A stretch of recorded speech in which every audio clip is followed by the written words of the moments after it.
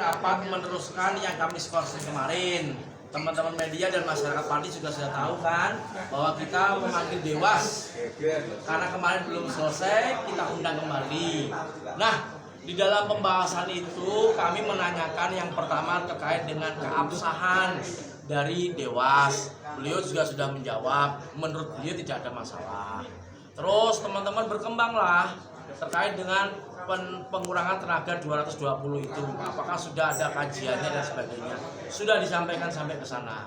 Terus beberapa pertanyaan, Pak Dewas ini nggak mudeng, tugas dari Dewas ini ngopo nggak mudeng ya, dia tidak paham tugas dari Dewas, sehingga teman-teman menanyakan kalau tidak paham urusan Dewas, tugasnya Bapak ini apa.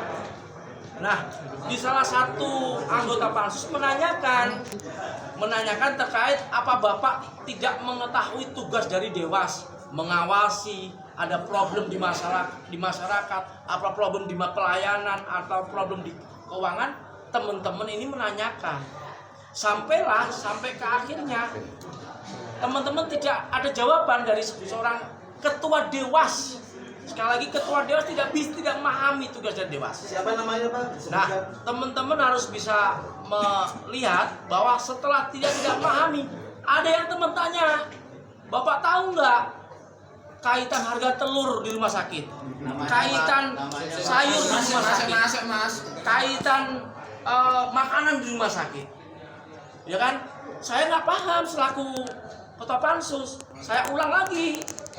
Ini maksudnya apa? Ternyata dibukalah teman-teman, ternyata istri dari ketua Dewas, catat ya, istri ketua Dewas, ternyata salah satu supplier gizi di rumah sakit Suwondo. Kami kaget.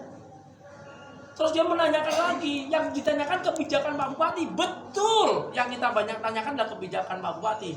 SK dari Dewas adalah kebijakan Pak Bupati. Tetapi kewenangan dari kebijakan itu dimanfaatkan untuk nepotisme.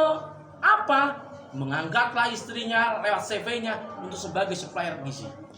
Ini catatan yang buruk di Pati. Catat ya, catatan buruk di Pati. Masyarakat Pati, masyarakat Indonesia harus tahu bobroknya rumah sakit gara-gara seperti ini. Berarti awal dari permasalahan ini adalah pengangkatan yang tidak benar, SK yang bermasalah. Setelah dia berkuasa, dia akhirnya keluarganya, terutama istrinya, diangkatlah untuk sebagai supplier makanan di situ. Clear ya?